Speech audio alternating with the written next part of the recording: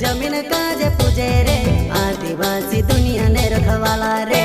बाप देव खतरी काज पूजे रे आदिवासी सबसे निराला रे।